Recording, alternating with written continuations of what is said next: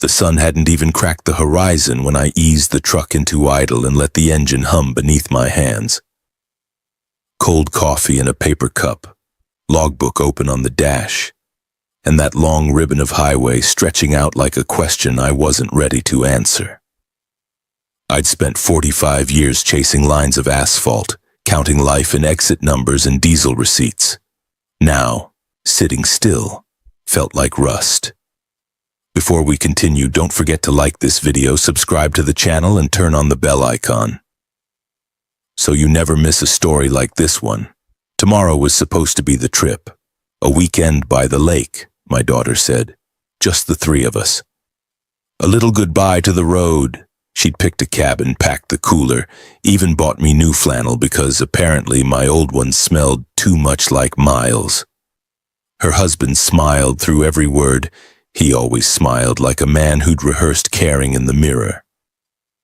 I should have been touched, but the way they hovered lately, how she corrected my sentences, how he double-checked the stove, how every neighbor got the same story about keeping an eye on Dad, none of it sat right. Love doesn't need an audience. I flipped through my old logbook, the one that still smelled faintly of oil and pencil dust. Some of the last pages had entries I didn't write. Mileage numbers rounded too neatly, ink too fresh. Someone had been logging my truck when I was asleep. At first I blamed memory, then I found a dash cam clip. My pickup rolling out of the driveway at 2 a.m., headlights slicing the dark driver's seat occupied by a shape too broad to be mine. I watched that clip 5 times before dawn and felt my chest tighten in slow, mechanical rhythm. Not fear, more like recognition. I'd seen that pattern before, back when green drivers tried to fudge their hours thinking the Department of Transportation would never notice. There's a smell to lies. They burn hotter than truth. At home, my daughter kept saying I needed rest. She'd moved my pill bottles into labeled trays, each with a little picture of a sun or moon.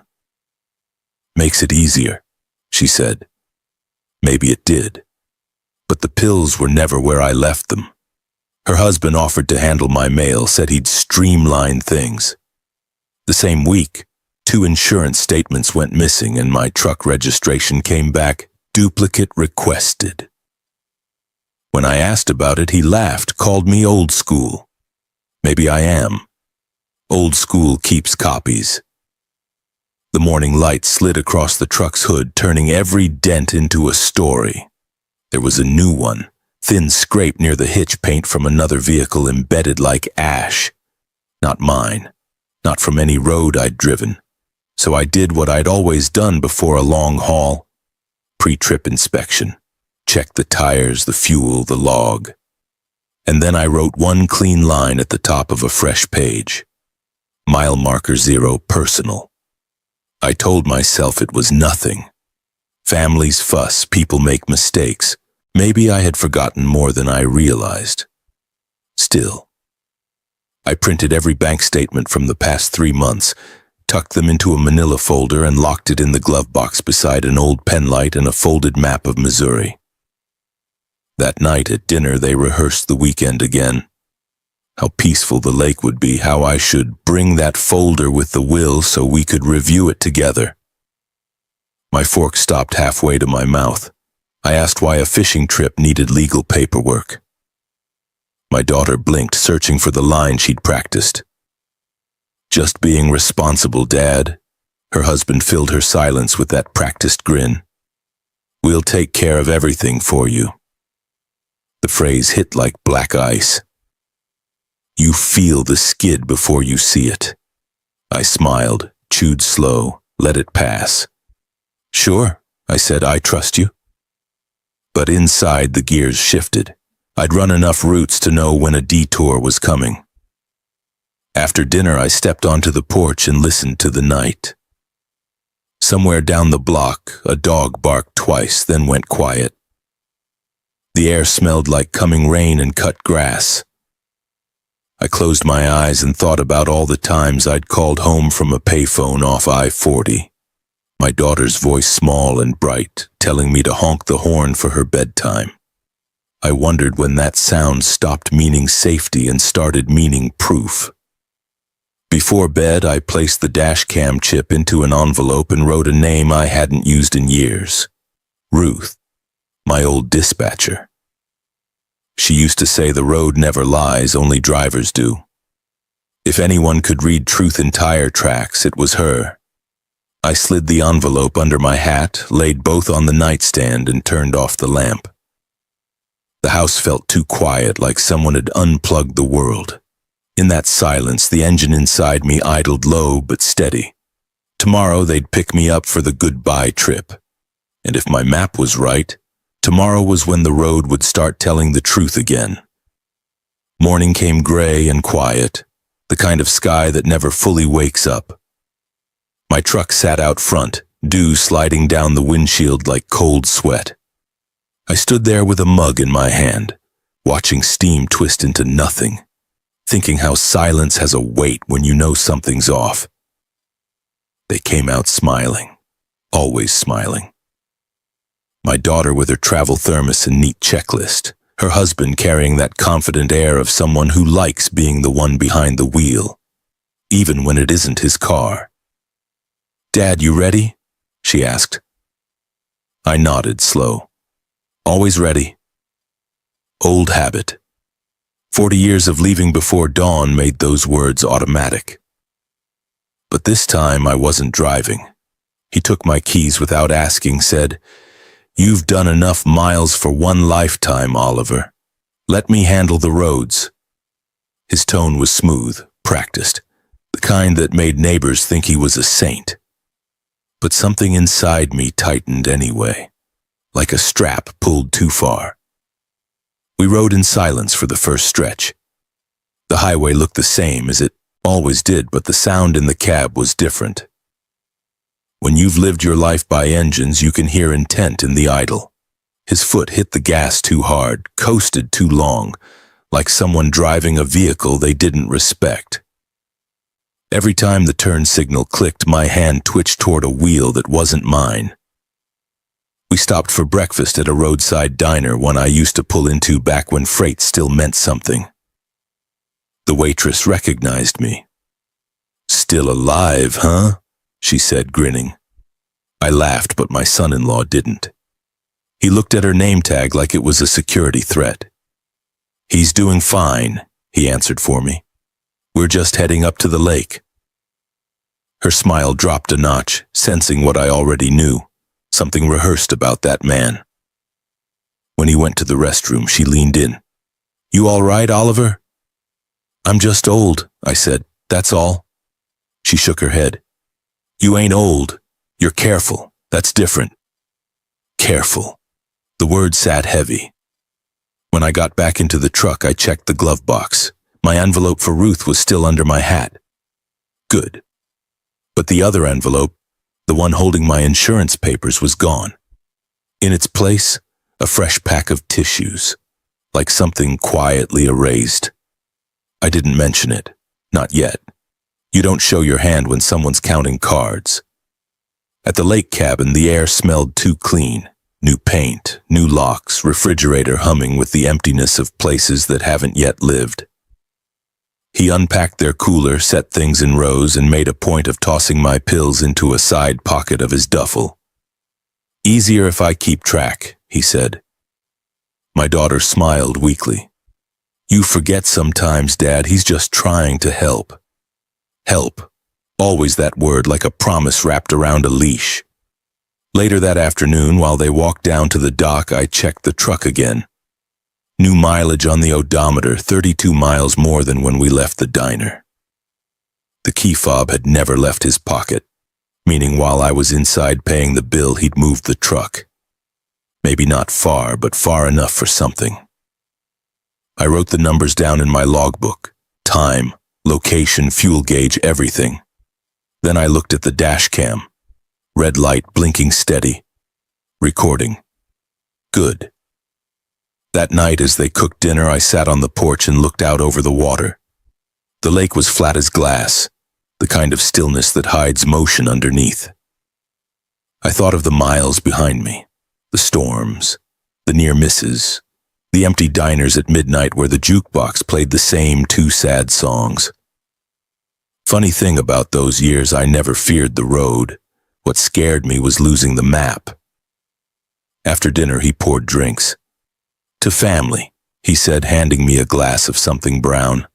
I took a sip, watched the reflection in the window, his face behind mine smiling just a second too long. "I've been meaning to ask," he said lightly. "You ever think about what happens if something unexpected happens out here? You know, if you can't drive anymore?" He said it like he was testing the water for temperature, not like it mattered. I looked down at the glass. "Then I'll stop driving," I said. He laughed. "Simple as that, huh?" "Always has been," I said. "When the brakes wear, you replace them. When the road ends, you find another one." He didn't answer, just nodded and looked out the window, his smile folding into something thinner. Later that night, I heard him on the phone outside, voice low. I couldn't make out every word, but I caught enough. "Form signed. Doctor's evaluation. Temporary guardianship. Yes, before he changes his mind." The rest blurred under the hum of crickets, but the meaning was loud enough. I didn't move, didn't breathe. I just sat in the dark, listening to my own pulse beat like a distant engine. Then I took the pen from the nightstand and wrote in the margin of the logbook, "He's making his move. Stay steady." When I woke before dawn, the air was thick with fog. My daughter was still asleep. He stood at the sink, phone pressed to his ear, speaking softly. "We'll bring him in tomorrow." "Yeah. Just sign the rest. I'll handle it." He turned when he saw me. "Morning, Oliver. You sleep all right?" "Like a rock," I said, setting the mug under the coffee machine. He smiled. "Good. You've got a big day ahead of you." So did he. I finished my coffee, then took a walk down to the truck. I popped the hood, checked the oil, same as always. But this time I slid a small USB drive beneath the spare fuse panel, copy of every dash cam file from the past month. I shut the hood slow, listening to the click echo through the stillness. Then I sat in the cab, notebook open, pencil ready. I wrote another line. When people start keeping track for you, start keeping track of them. That afternoon, we drove back into town for supplies. He insisted on handling the credit card. I let him, but I memorized every price, every item, every timestamp on the receipt. Back home, I'd cross-check it with the bank statement. That's what truckers do. Verify. You don't reach retirement age by trusting paperwork you didn't fill out yourself. Back at the cabin, he unpacked the groceries, humming. My daughter kissed my cheek. "See? Everything's fine. You worry too much." I smiled for her sake. Maybe I do. But in the corner of the table sat my logbook, open to a page that wasn't mine. Different handwriting again. My name at the top, but the loops were wrong. The O too round, the date off by a day. I stared at it a long time, then closed it gently like you'd shut the eyes of something dying.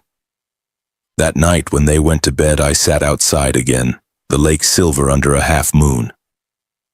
The air carried the faint smell of diesel from a passing highway beyond the trees. I reached into my pocket, pulled out the folded page I'd torn from the logbook and ran my thumb over the ink. Then I whispered, "Ruth, you were right. The road doesn't lie." Tomorrow I'd drive into town alone. I had a plan forming, slow, careful, quiet, like easing a loaded rig down a steep grade. One move at a time, no sudden turns. You let the brakes hold, you trust the weight, and you never ever blink first. By the time the sun rose on the third morning, I already knew the game had changed. The ride back from the lake was quiet, too quiet. My daughter hummed along to the radio, pretending normal, but her eyes kept darting toward me in the mirror. Her husband drove the way a man drives when he's counting minutes instead of miles. When we reached my driveway, I asked if they wanted coffee before heading home. He said they had errands, his tone clipped. She hesitated, touched my shoulder, smiled, that thin kind of smile that hurts more than words. Then they left. Gravel spit from the tires, and just like that, I was alone again. Inside, the house smelled of lemon cleaner and distance. Everything was too neat. My mail was stacked by date, but a few envelopes were missing, the kind you don't throw out. I sat down at the kitchen table, the one my wife and I bought 40 years ago, and let the silence settle until it started talking. That's when I saw it. My checkbook, still open, last line filled in a hand that wasn't mine. Payment to Oak Haven Wellness. Amount $500. Memo line, initial deposit. I didn't need to look it up. Oak Haven was a memory care facility 2 counties over. I'd seen their billboards on the highway. I remembered thinking how their tagline, "Where safety meets peace," sounded like the kind of lie rich people tell themselves. I ran my thumb along the edge of the checkbook, then reached for the phone. The number I dialed hadn't been used in years. But Ruth answered on the second ring. Her voice came through like gravel and honey. Well, I'll be damned. Oliver? Still breathing, I said. Could use a way station, though. She chuckled softly. Always did know when to pull in. What's going on? I told her everything, the lake trip, the missing papers, the logbook entries that weren't mine. She didn't interrupt once, just listened, the way dispatchers do. Quiet, calculating the next mile. When I finished, she exhaled through the receiver. Bring what you got and don't come straight here. Take the back road through County 12. I'll meet you at my place after noon. I packed the essentials. Logbook, dash cam copies, bank printouts, the check stub. Before leaving, I glanced at the family photo on the fridge. Me, my daughter, her husband, all smiles under a 4th of July sky. Funny how a picture can trap a lie in perfect light. I left it hanging. Let ghosts keep their frames. The drive out to Ruth's took an hour and a half. The roads hadn't changed. Same worn asphalt, same rusted mile markers. Every bend was a memory. The time I lost a transmission near mile 28. The winter I chained tires through black ice and prayed. When I pulled into her driveway, she was already outside, arms crossed, wind tugging her gray hair into wild threads. She looked older, smaller maybe, but her eyes hadn't softened. Still driving like the law's behind you, she said as I stepped out. Just making good time, I answered. Her kitchen hadn't changed much, still smelled like coffee and motor oil. She cleared the table, spread out my papers one by one, and read them the way a trucker reads gauges. All right, she said. Let's run the load. We started with the logbook. She pointed at the handwriting. Different pen pressure. Yours leans left. This one drags right. You write like a man who thinks. He writes like a man pretending to. Next, the dash cam clips. We watched in silence. The footage showed my pickup rolling out at 2:14 a.m., headlights slicing fog. A hand, faintly visible on the wheel, broad knuckles, ring on the right finger. Freeze it, she said. I did. She squinted. That ring. Same one he wears in the photo on your fridge. I nodded. The air between us felt heavier. She tapped her nail on the screen. You got proof he drove, but what's the motive? I slid the check stub across the table. Payment to a care facility. Guardianship papers waiting to be signed. Ruth read it, her face flattening into stone. Hell, she whispered. They're trying to bench you. Bench me, I repeated, half smiling. Yeah, that's one word for it. She leaned back, folded her arms. You can't fight this with feelings, Oliver. You need chain of custody, hard dates, signatures, GPS logs. You still got that old ELD unit from your last rig? In the garage, I said. Then use it. Record every trip you make. Create a paper trail they can't fake. You're a driver. You understand documentation better than any lawyer. We spent the afternoon building what she called the route. Every movement, every withdrawal, every errand would go on that ledger. By the time I left, the plan felt solid enough to hold weight. But as I stood in her doorway, she put a hand on my arm. "You sure you're ready for what this'll do to her? Your girl?" Her question hit harder than the rest. I thought of my daughter's small hand wrapped around mine at truck stops, begging for candy. The way she'd wave from the porch when I pulled out for a long haul. "No," I said finally, "but I'm ready for what he's doing to me." She nodded once. "Then keep your wheels straight." I drove home slow, the way you do after a storm. Every shadow on the road looked like something waiting to cross. At the first gas station, I bought a new notebook and labeled it Route File A. Inside the front cover, I wrote one sentence: "Truth weighs the same even when you haul it alone." That night, I called my bank, asked for transaction histories, account changes, any new signatures. The clerk hesitated. "There was a request for a joint account addition," she said.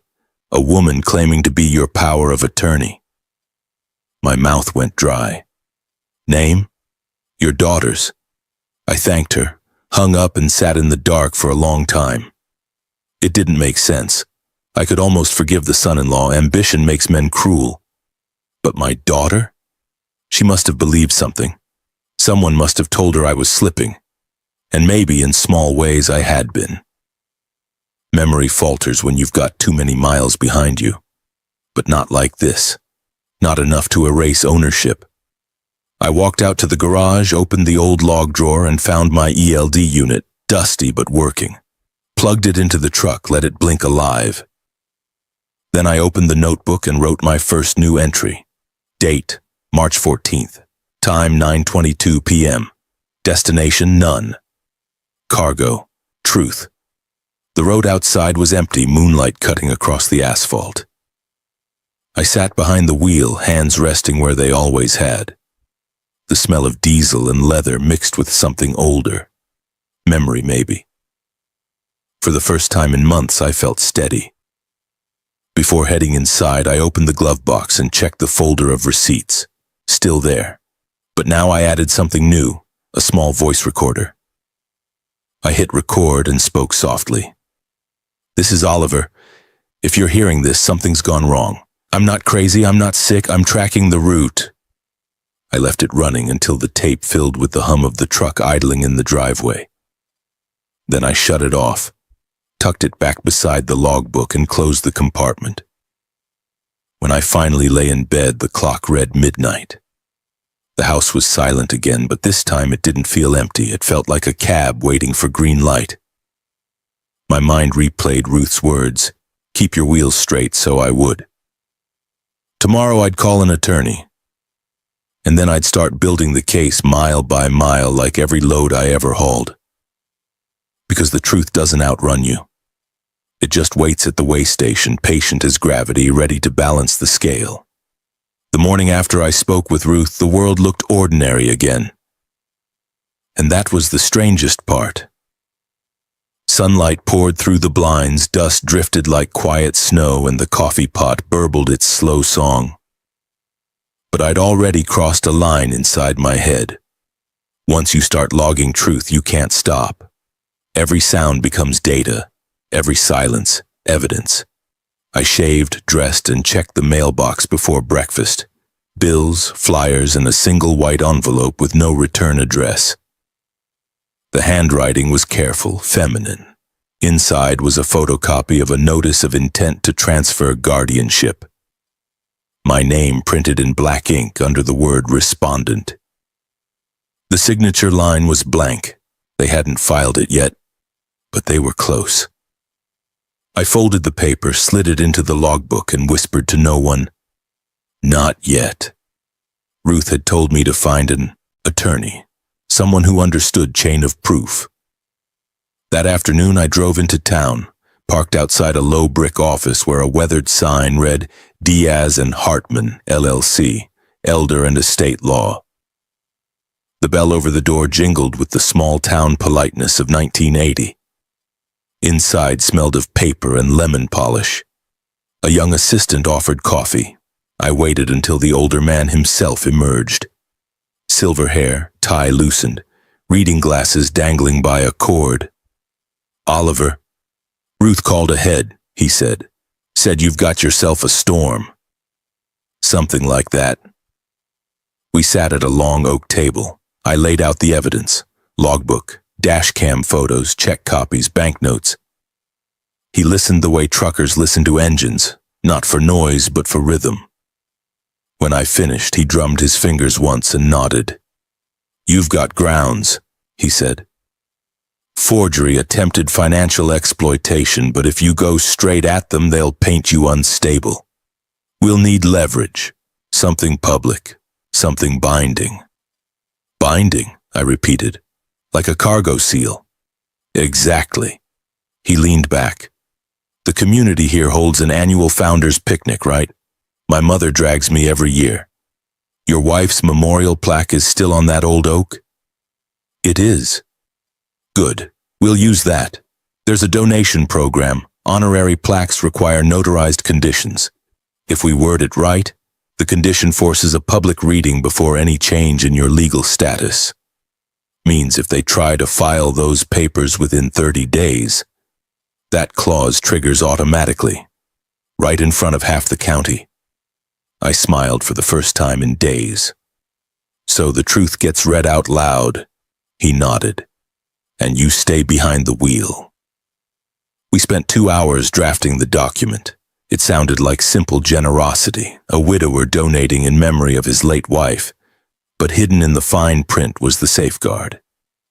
Any intended guardianship or property transfer involving Oliver within 30 days of this gift shall require public disclosure before the Founders Committee. A trap dressed as a tribute. When Diaz finished typing, he looked up. "You sure you want this public? Once it's out there, it doesn't go back in the box." "I've hauled worse cargo," I said. "Let's roll it." He grinned faintly, stamped the seal, and handed me 2 copies. "Keep one safe. Deliver the other to the committee tomorrow. I'll handle filing." Outside, the day had turned golden. The town moved at its same lazy pace. Kids on bikes, dogs chasing shadows, a world that still believed in good intentions.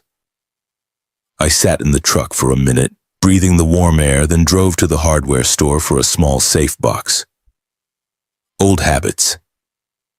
You never store a bill of lading in plain sight. Back home, I found my daughter's car in the driveway. She was inside, folding laundry like nothing was wrong. "Hey, Dad," she said, smiling too bright. "We were thinking of dinner Friday, but maybe that steak place you like." "Sounds nice," I said. "Your husband coming?" "Of course." Her voice wavered just enough. "He's been worried about you." I studied her face, the tiny tremor near her eye, the way her hands kept folding the same shirt. She wasn't a villain, just someone caught between loyalty and fear. "Tell him I appreciate the concern," I said softly. "I'll drive myself." That night, I opened the glove box, checked the dash cam, and replaced the memory card with a new one. The old card went into the safe along with Diaz's document. Then I added a second camera inside the cab, hidden behind the rear-view mirror. Trucker habit, always 2 angles. Around midnight, the phone rang once, then stopped. A minute later, a text buzzed. "Make sure you rest before Friday. Big day ahead." No name, just the message. I deleted it, wrote the time and wording in the logbook, and underlined it twice. Sleep didn't come easy. Every creak of the house sounded like someone rehearsing footsteps. I thought about my wife, how she used to say, "People think love is a soft thing. It isn't. It's a weight you choose to carry." Maybe she was right. Maybe this was just another haul, only shorter and heavier. At dawn, I drove to the founder's office downtown, handed the sealed envelope to the clerk, and watched her stamp it received. A small final sound, the kind of click that changes direction. From there, I stopped by Ruth's shop. She poured coffee into a chipped mug, slid me a look. "How's the cargo?" Secured. She nodded. Then time for pre-trip inspection. The kind before a storm. You got backup copies of everything? I tapped my chest pocket. 3. She grinned. Knew you'd learn from the best.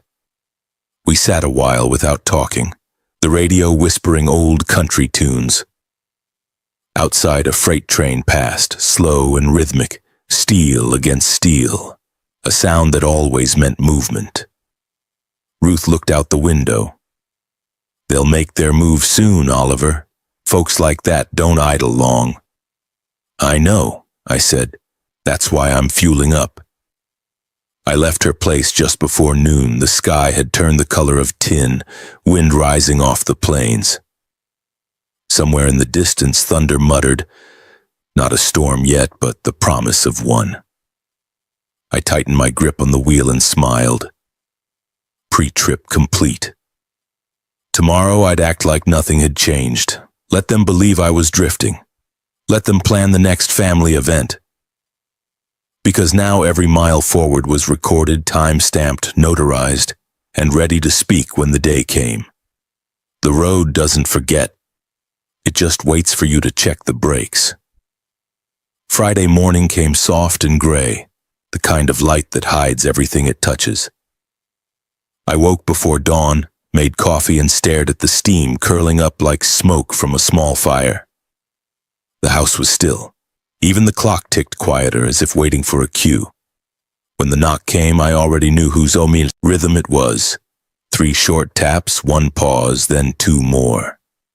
The pattern of a man who likes control. I opened the door to see my son-in-law smiling, all crisp shirt and polished confidence. Morning, Oliver. You ready for another little road trip? I let him see me hesitate, rubbing my temple the way he expected. Forgot we had plans. He grinned. That's all right. We'll take it slow today. My daughter stood behind him, eyes down, jacket folded over her arm like a shield. Just for the day, Dad, she said softly. The lake's supposed to be beautiful this time of year. I nodded, pretending to think. Let me grab my hat. Inside, I slipped the dashcam chip into my pocket, fresh and clean, and placed the recorder under the seat cushion. Old truckers don't travel without logs. Then I locked the safe, pocketed the key, and walked out into the pale morning. He insisted on driving again. I didn't argue. Sometimes the best way to steer is from the passenger seat. The highway unfurled like a ribbon through fog. For the first 10 miles, nobody spoke. My daughter stared out the window, her reflection trembling with every bump.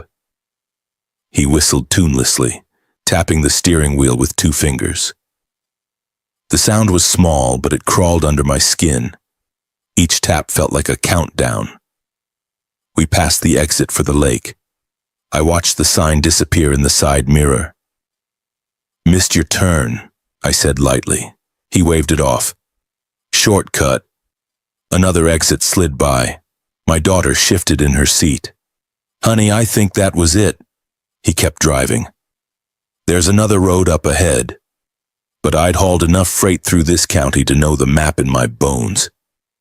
There was no other road, only one, the one that led toward Oak Haven Wellness. I stayed quiet, watching the mile markers tick down like slow breaths. Then I said casual, You mind pulling over up there? Need a rest stop. He frowned, calculating. We're almost there. Still, I said, letting a little tremor into my voice. Old man bladder. He laughed too loudly, eased onto the shoulder near a scenic overlook. Gravel crunched under the tires, the lake spread below us, still and silver, morning mist drifting across its surface. Peaceful. Deceptive. He stepped out to stretch. My daughter opened her door, but I touched her arm gently. Stay a minute, I whispered. I just need some air. She nodded, unsure. Outside, the wind carried the faint smell of pine and exhaust. I walked toward the railing, slow and deliberate, pretending to take in the view. Behind me, I heard him on the phone, voice low, words half swallowed by the breeze. Yeah, we're close. Paperwork's ready. He's calm, shouldn't be an issue. Yeah, she'll sign when we get there. He turned and caught me looking. The smile returned, tight, professional. Just checking in with the facility, he said. They're expecting us for a tour. Tour? I asked. Yeah, great place, Oliver. You'll like it. Quiet. Safe. That word again. Safe. Always the word people use when they're about to lock a door behind you. I leaned against the railing, staring out over the lake. My voice stayed easy. Mind if I take a walk down to that little trail first? Been sitting too long. Sure, he said, don't go far. I walked slow until I was around the curve of the path where the pines swallowed sound. Then I pulled out my phone and texted Ruth one word. Here. Within minutes I heard the low rumble of her pickup from the upper road. She parked out of sight, engine idling. When I got back, he was pacing, phone still in his hand. My daughter stood by the guardrail, arms folded tight. You all right? She asked. Better now, I said. Air helps. He clapped his hands together. Good. Let's hit the road. We drove another 10 miles before the sky began to clear. I could see the facility's sign in the distance, clean white letters on blue waving like a flag. But just as he signaled for the exit, a pair of headlights flared in his mirror. Ruth's truck pulled up fast behind us, horn blaring once, sharp as a whistle blast. He cursed, startled. What the hell? I looked back, calm. Old friend, probably needs a word. He slowed, angry, but Ruth didn't pass. She held steady behind us until we reached a gas station. I told him I needed to use the restroom again, and before he could argue, I was already out of the truck. Inside the store, Ruth was waiting by the coolers. She nodded toward the window where my daughter stood, confused, and my son-in-law leaned against the pump, phone glued to his ear. Got the call on your text, she said quietly. Everything set?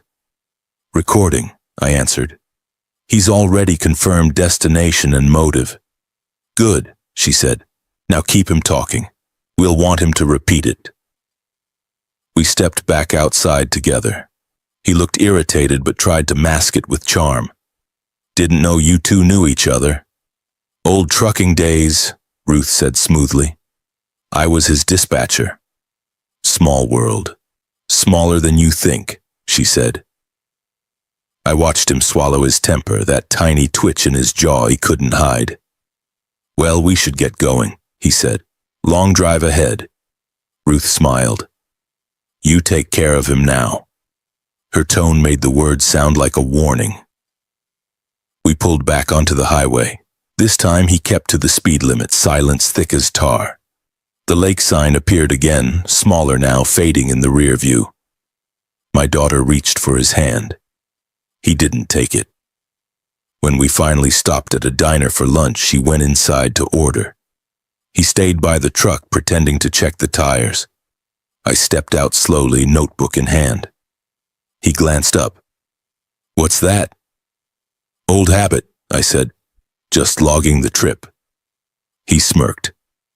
Still clinging to the past, huh? Some habits keep you alive, I said. Then I turned the page so he could see the neat black ink. Every mile, every word, all of it gets written down. Something flickered behind his eyes, a calculation, a flash of unease. Then the mask slid back into place. Whatever you say, Oliver. Inside the diner, my daughter tried to make small talk about the lake, about how nice it would be to spend time together. I nodded and smiled and let her believe it. But inside, I felt something shift. The storm wasn't coming anymore. It was here, riding alongside us, engine humming low. When we got back into town near dusk, I asked to be dropped at home. Need to feed the dog, I lied. We'll do dinner another night. He didn't argue, too eager to regroup. They pulled away without a wave. I stood in the driveway until their taillights vanished, then walked inside and locked the door. I took out the recorder, rewound it, and listened. His voice was clear, calm, businesslike. "Paperwork's ready, he's calm, she'll sign when we get there." Enough truth to weigh a mountain. I backed up the file, labeled it Lake Road 519, and slipped it into the safe beside the plaque contract.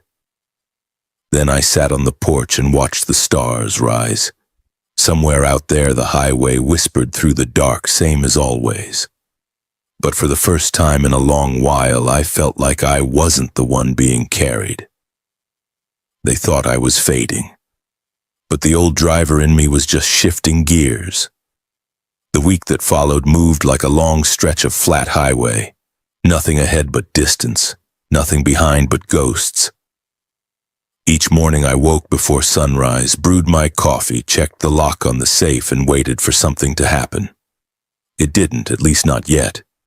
But silence can be its own kind of signal. When people stop pressing, it means they're preparing. Friday bled into Saturday, and by Sunday the town was humming with talk of the annual Founders' Picnic. Folding tents went up in the park, banners flapped in the spring wind, and the air smelled of barbecue smoke and cut grass. Diaz called that morning. "You'll be attending, correct?" "I'll be there," I said. "Good. The committee added your wife's plaque to the ceremony list. Public disclosure clause is in effect the moment it's read. That means if they've filed anything, it triggers the reading automatically." He paused. "You sure you're ready for this?" I was ready the minute they tried to take my keys. I ironed my only clean shirt, the one my wife used to call my Sunday best, and drove to the park. The crowd was larger than I remembered. Families with lawn chairs, kids chasing each other between booths, retirees swapping stories under the pavilion. The speakers crackled with old country songs that wobbled in and out of tune. It all felt almost gentle. Almost. I parked near the field's edge. Ruth waved from the concession stand, her cap pulled low. She nodded toward the stage.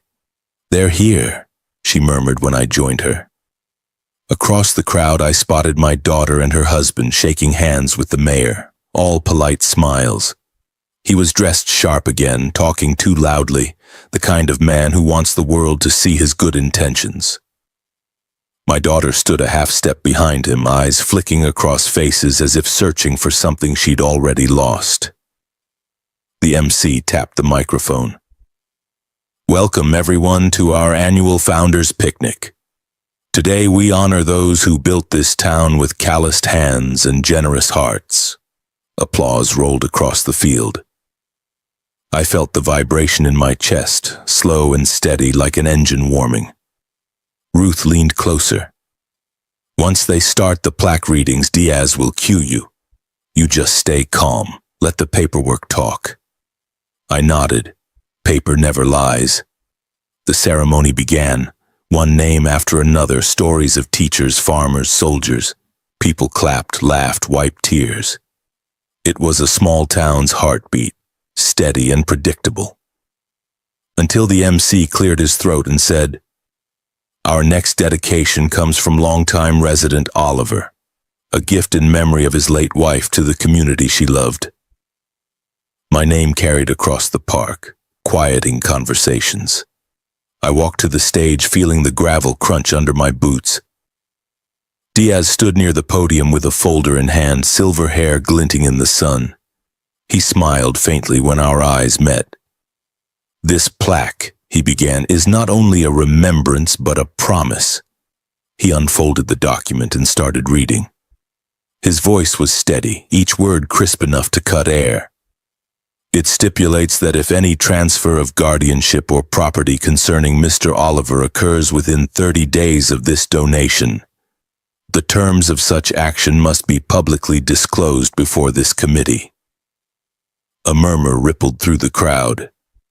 I caught the quick flick of my son-in-law's head, the sudden stiffness in his shoulders. He wasn't expecting law to have an audience. Diaz continued, As of yesterday, a filing was received by the county clerk, an application for temporary guardianship over Mr. Oliver submitted by family members. Gasps. Low chatter. My daughter turned toward her husband, confusion widening her eyes. He said something under his breath, too fast, too quiet. But I'd already started walking forward. I stopped beside the microphone. "It's all right," I said softly. They meant well. At least that's what I told myself. The MC looked uncertain, but Diaz nodded for him to step back. I took a breath, letting the wind move through the silence. I drove trucks for 45 years. Out there, if you fake your logs, people die. So I learned to write things true. These past few months, someone's been writing my life for me. Signing my name, driving my truck, moving my money. Today, I'm just setting the record straight. From my jacket, I pulled the envelope Diaz had prepared, copies of the dashcam stills, the forged check, and the guardianship notice. I placed them on the podium like a man laying down cards. "This," I said, "is my handwriting, and this," I pointed to the falsified page, "is his." He tried to laugh, to turn it into a misunderstanding, but the crowd wasn't buying it. People in small towns know the smell of deceit the same way truckers know burnt oil. Diaz spoke again, voice firm. "Given the discrepancies in Mr. Oliver's evidence, the committee's condition is satisfied. The filing is now a matter of public record and subject to investigation." My daughter's eyes filled with tears. She looked at me, not angry, just broken. I wished I could spare her, but truth isn't soft. It's heavy, and once it's dropped, it hits everyone. The MC thanked me awkwardly, trying to move to the next name, but the damage was done. My son-in-law's grin had vanished. He stood motionless, caught between denial and panic. Reporters from the local paper had their phones up, filming. The wind lifted the edge of the papers on the podium, fluttering them like small flags of surrender. Ruth met me at the steps. "Well," she said quietly, "looks like your log's in order." "About time," I answered. We stood together as the rest of the ceremony stumbled forward. I didn't feel triumph, just a long exhale, the kind you take when a steep grade finally levels out. My hands still trembled, but it wasn't fear anymore. It was release. After the crowd began to scatter, Diaz joined us. "The sheriff's office already has copies. They'll open an inquiry Monday." He adjusted his glasses, looked at me. "You handled that with dignity." "Just followed procedure," I said, "on pre-trip route delivery." My daughter approached slowly, eyes red. "Dad, I didn't know. He told me it was just to help with bills. I swear I didn't know." I touched her shoulder. "I believe you. But believing doesn't erase the miles." She nodded, unable to speak. Her husband stood a few yards away, talking fast to someone on his phone, voice rising. People kept looking, whispering. A reporter tried to get closer. Diaz blocked the way. "Not today," he said firmly. I walked to my truck, feeling the late afternoon heat settle over everything. The engine started on the first try. The sound calmed me. I looked out across the park, families packing up, laughter returning in small pockets, life moving on. And I realized that justice doesn't come with sirens or applause. It comes in the quiet moment when the truth stops needing to shout. As I pulled out onto the road, Ruth's pickup followed behind me, headlights steady. The sky was turning gold at the edges, clouds stretched thin like worn paper. The air smelled of dust and rain. Somewhere down that same highway, the story wasn't finished yet. But for the first time in a long while, I felt the road carrying me instead of taking me. Sometimes you don't win by running faster. You win by keeping your lane straight while the others lose theirs. By Monday morning, the town was already whispering. Small towns don't wait for newspapers. They carry news the way wind carries dust. At the diner, forks slowed mid-bite. At the post office, hands lingered too long over envelopes. Everyone had seen the footage. Everyone knew the story. Old driver stands up, family falls silent. I didn't enjoy any of it. Truth isn't entertainment, it's an invoice. Once presented, somebody pays. I spent the early hours in the garage sorting papers into neat stacks across the hood of my truck. One pile for banking, one for property, one for guardianship. At the center lay my logbook, the ledger that had started it all. Its pages smelled of graphite and resolve. I opened to the newest section labeled Lake Road 519, and beneath it I began to write, Monday 0523 mile 000, delivery complete, awaiting weigh confirmation. Old habits. You finish a route, you wait for the scale ticket. That's what today was, the weighing. At 9, Diaz called. Sheriff's Department interviewed the clerk. They verified forged signatures. County prosecutor wants your full documentation. Every page is ready, I said. He hesitated. You realize once this becomes official, there's no pulling back. It won't just touch him. It'll touch her. I know, I said, but lies touch her already. After the call, I sat for a long while listening to the clock. When you've spent decades in cabs, you measure time and rhythm, wipers, pistons, heartbeat. The house felt too still, so I started the truck just to hear something alive. By noon, Ruth pulled up, stepping out with 2 thermoses and a tired grin. Town's buzzing, she said. You handled that circus cleaner than most lawyers would have. I just read the route, I told her. She leaned against the fender. You got any doubt left? None, I said, then paused.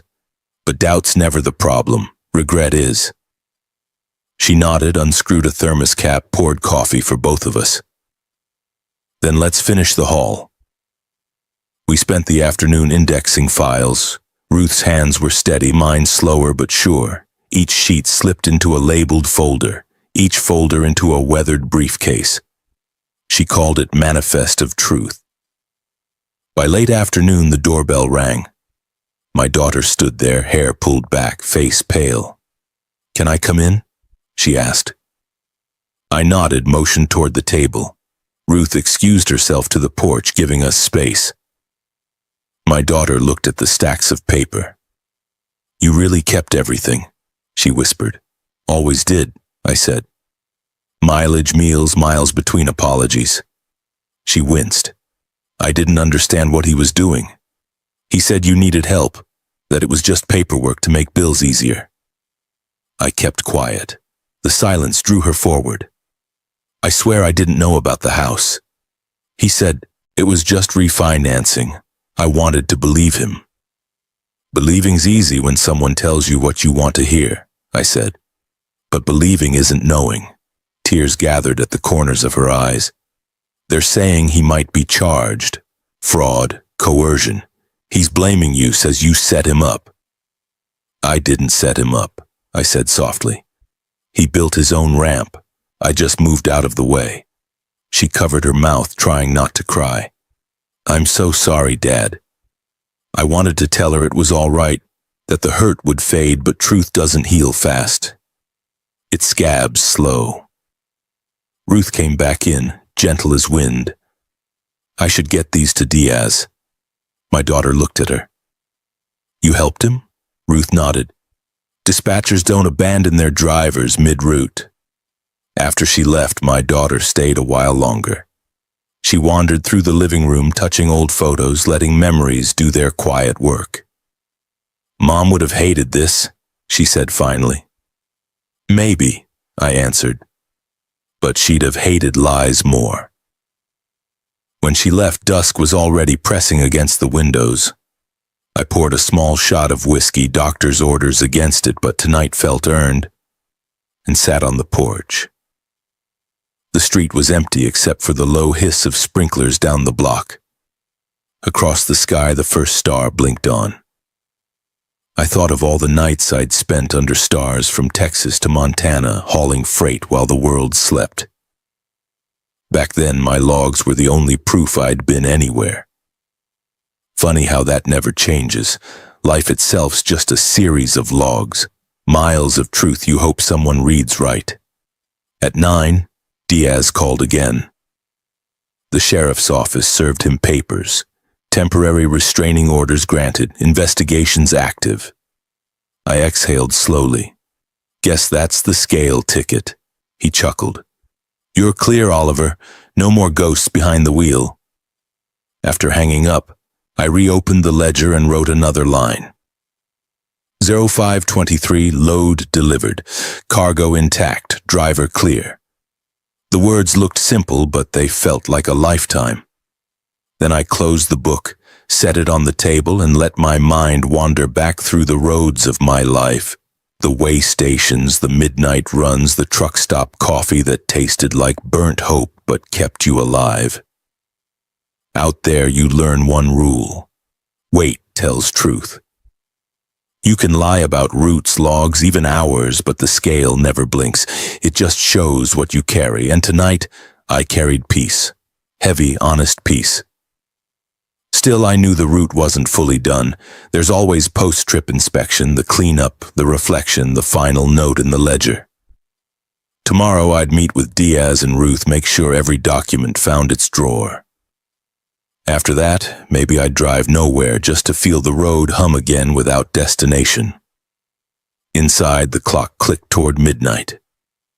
I poured the last of the whiskey into the sink, rinsed the glass, turned off the light. The safe sat in the corner, locked tight. I rested my hand on it like you'd pat a loyal dog. Good work, I whispered. Load secure? Then I stepped outside one more time. The air smelled of rain and dust. Somewhere a truck downshifted on the interstate, that deep guttural sound that always feels like home. I listened until it faded. Tomorrow would start another page, not of proof, of living. Maybe that's all a ledger's for. To remind you where you've been so you can finally stop keeping score. Stormlight rolled in from the west the next morning, the kind that turns chrome dull and makes the air smell like metal. I'd seen weather like it 100 times on the road, calm on the surface, but you can feel the air leaning, waiting to break. That's what the week felt like. Calm that wasn't real. By 10 a.m., the phone started its parade of calls. Reporters, neighbors, a cousin I hadn't heard from in 20 years. Everybody wanted the same thing, the story. I gave them nothing. Stories belong to people who lived them, not to the ones who showed up after the ending. The sheriff's office called last. A deputy with a kind voice said they'd located evidence of forged signatures on 2 deeds and 3 bank forms. We'll need you to come in for a statement this afternoon, she said. Always happy to log another mile, I told her. Before heading out, I opened the safe one more time. Habit more than need. Everything was still where I left it. Ledger, dash cam chip, plaque contract, recorder. Proof stacked like sandbags before a flood. I locked it, pocketed the key, and sat a moment with my hands on my knees. My reflection in the window looked older than I remembered, creased but solid. Age doesn't break you. It just makes the steel show. At the sheriff's office, the air smelled of coffee and copy paper. Diaz was already there, nodding as I walked in. The deputy led us into a small room, turned on a recorder, and asked me to start from the beginning. I told it plain, no drama, no pity, just miles and facts. When I finished, she clicked the stop button and said quietly, "You kept better records than most accountants." I smiled. Old trucker's curse. Outside, the rain had started.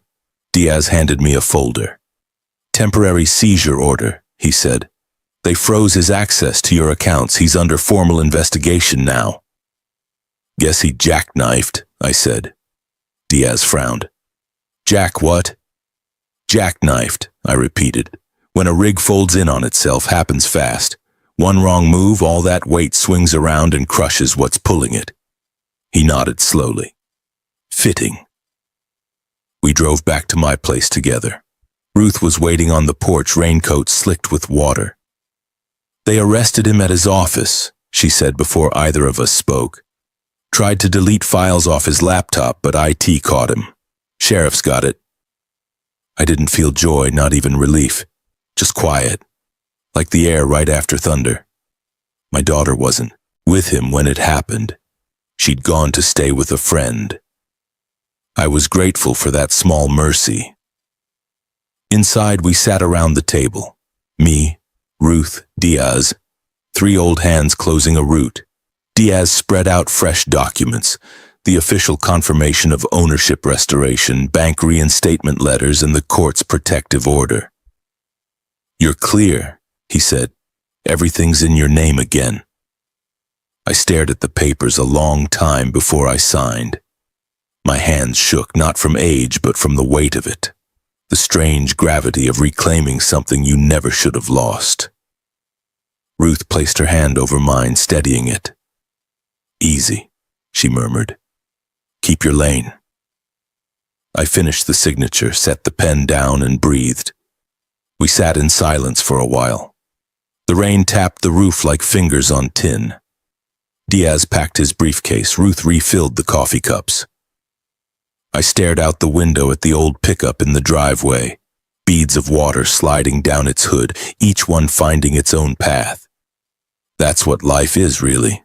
Water on metal. You can't stop it, you just hope it runs clean. Later that afternoon, my daughter came by. She stood on the porch, soaked and trembling. "They came for him," she said. "I didn't think it would end like this." "Things rarely end how we picture," I answered. She wiped her face. "He called me from the station, said you ruined him." I met her eyes. "I didn't ruin him." "Truth did?" She nodded, biting her lip. "I don't know what to do now." "Start small," I said. Breathe. Sleep. Tell the truth even when nobody asks for it." She stayed an hour, long enough for silence to become almost gentle. Before she left, she asked, "Can we still have dinner sometime?" "Any time," I said. "Just you and me, no shortcuts." When the door closed, I felt something inside me finally unclench, not victory, just rest. The road behind me wasn't smooth, but it was mine again. That night, Ruth called to check in. "You all right, driver?" "Better than I was yesterday." "You gonna keep logging?" "Always. A man without a log's just guessing."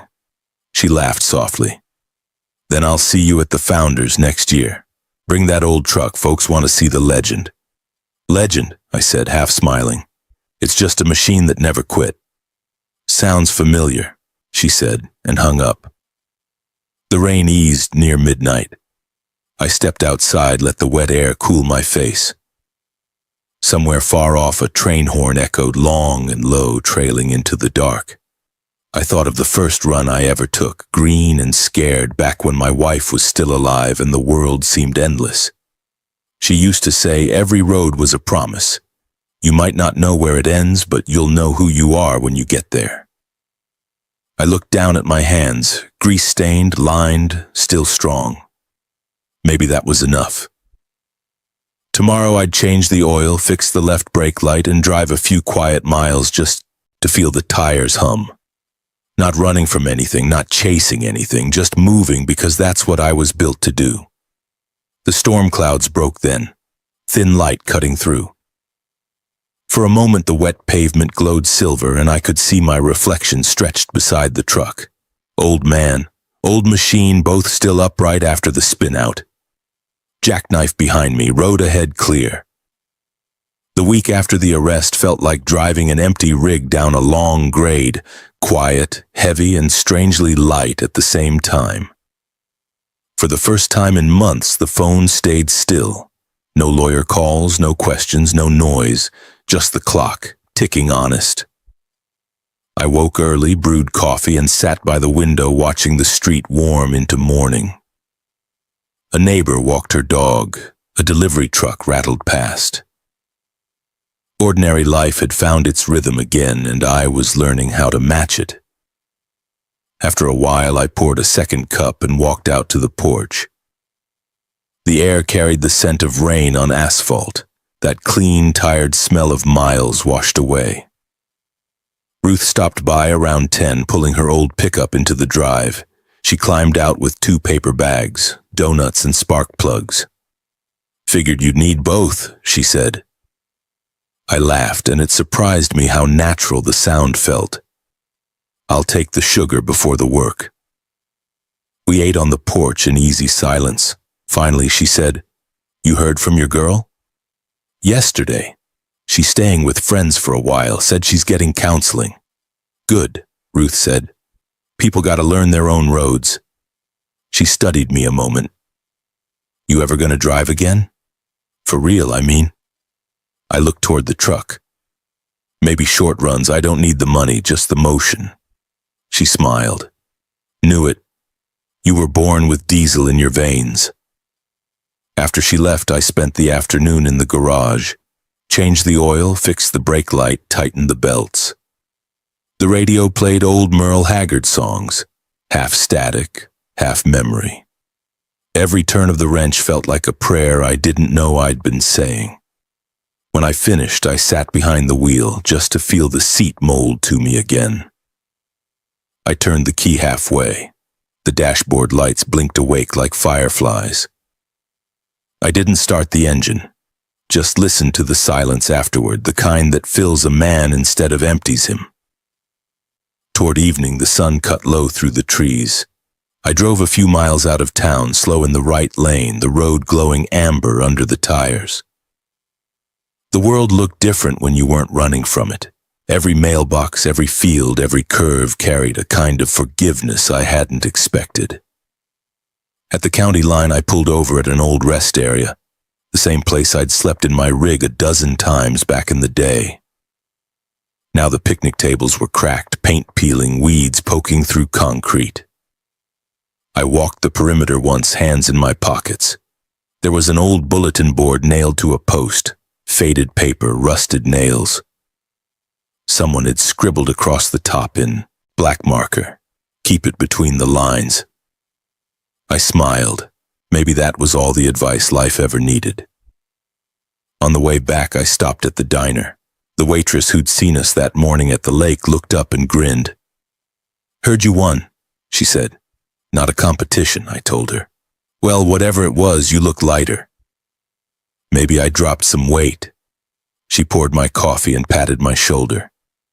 "Good for you, Oliver."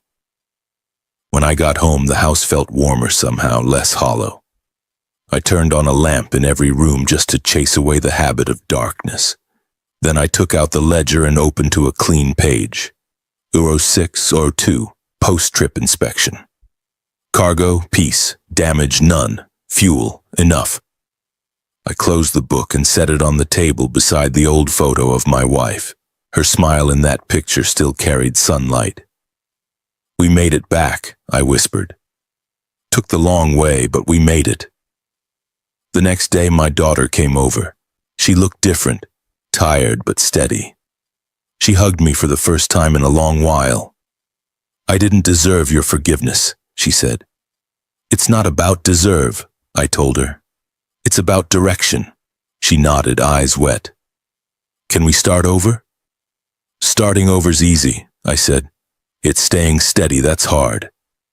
We spent the afternoon cleaning the house, rearranging furniture, making small talk that didn't hurt.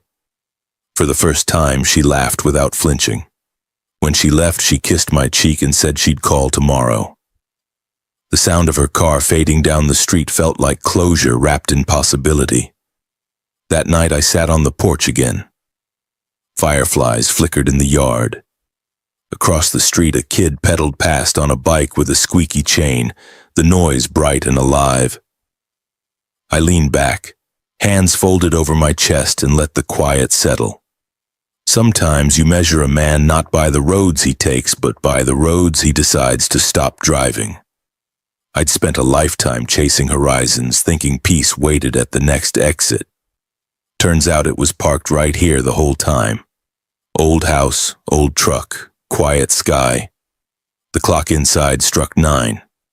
I went in, turned off the lights one by one, and paused by the safe. The key felt cool in my palm. I opened the door, looked at the folders and discs and papers, the wreckage and the proof, and then, one by one, I moved them into a smaller box labeled Archive, locked it again, set it on the shelf, and whispered, "Load complete." When I climbed into bed, the rain started again, soft and even. I could hear the rhythm against the roof, slow, measured, familiar, like the sound of tires on wet pavement, like home. Morning sunlight spilled through the blinds like a promise trying to keep itself. I woke before the alarm, same as always. Habit. Even when the road's long behind you, the body still remembers miles. The kettle hissed. The radio murmured low. Old country, old comfort. The world was still turning steady, and for the first time in a long while, I didn't feel like I had to chase it. After breakfast, I grabbed my keys. The truck sat out front, washed and waxed, glinting faintly in the new light. I'd spent yesterday tuning her up, oil changed, filters replaced, everything humming like a quiet heart. Today I wasn't hauling anything. No destination, no plan, just movement. Before I climbed in, I looked down the street. The maples were just starting to turn, edges gold, air smelling faintly of hay and smoke. A dog barked somewhere distant. A woman waved as she pushed her stroller past. The kind of scene that looks plain until you realize it's exactly what peace looks like. The engine started on the first turn. That old sound, deep, even certain. I eased her out of the drive and onto the open road, heading nowhere in particular. The sky widened ahead, pale blue with streaks of white like brushstrokes. For a while I just drove, window cracked, wind brushing against my arm. Every curve, every shadow across the asphalt felt familiar, as if the road itself was saying, "You're still here." I stopped at a way station outside town, one that hadn't been used in years. Weeds through the concrete, a faded sign reading "Check weight, not luck." I parked beside the rusted scale house and stepped out. The metal platform was cold under my boots. I stood there a long moment, eyes closed, letting memory and wind share the same silence. Then I pulled out my notebook, route file A, the one Ruth had given me. The last page was blank. I wrote, "Final entry, no load, no weight, no debt, driver at rest." The words sat there plain, nothing fancy. But something in me loosened.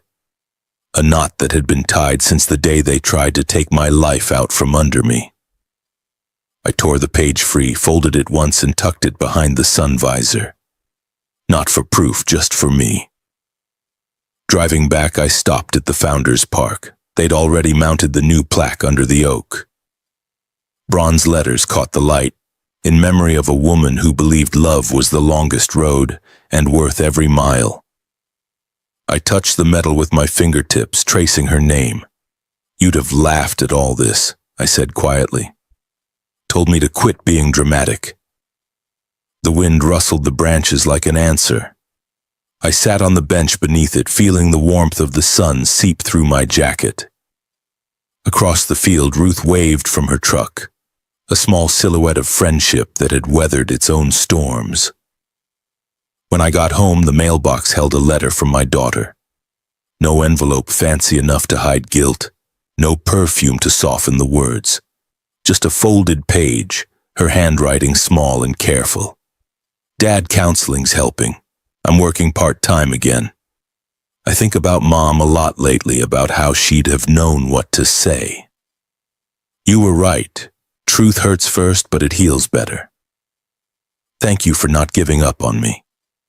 Love, your girl." I read it twice, maybe 3 times. Then I set it beside the coffee pot where the morning light could find it. Some things you don't hide in drawers, you let them breathe. Evening came slow. I sat on the porch, ledger in my lap, truck parked close enough to smell the faint metal warmth of its cooling engine. A hawk circled high, riding a thermal. The sky deepened into that strange blue that looks like it remembers oceans. Somewhere far off, a freight train moaned, a sound older than regret, softer than prayer. I closed my eyes and let it roll through me. The world had gone quiet in a good way. No tension hiding under the silence. Just stillness. I thought about my wife, my daughter, Ruth, even Diaz. Thought about the hundreds of nameless miles behind me. The diners, the motels, the long stretches where it was just me and the hum of the engine. I used to believe peace meant stopping. But peace isn't a break, it's balance. You don't stop the wheels, you just stop fighting the motion. When the first stars appeared, I opened the ledger one last time and wrote, "You don't fight the grade. You downshift, keep your lane, and let the engine hold you steady, mile after mile after mile." Then I closed the book and set it on the table beside the photograph of her. The porch light flickered on, yellow and kind. I took one deep breath and whispered, "Home base clear." The words felt right, leaving my mouth like a final radio call to a dispatcher who'd been listening all along. Tomorrow I might drive out past the hills, maybe visit Ruth, maybe not. Doesn't matter. The route's mine again. Always was. I leaned back, the chair creaking beneath me, and watched the night settle like a blanket. Somewhere down the road, a truck shifted gears, the sound echoing through the dark, steady, sure, eternal. I smiled, closed my eyes, and let the hum fade into the quiet. Mile after. If this story touched you, don't forget to like the video, subscribe to the channel, and turn on the bell icon so you never miss the next story that might just stay with you long after it ends.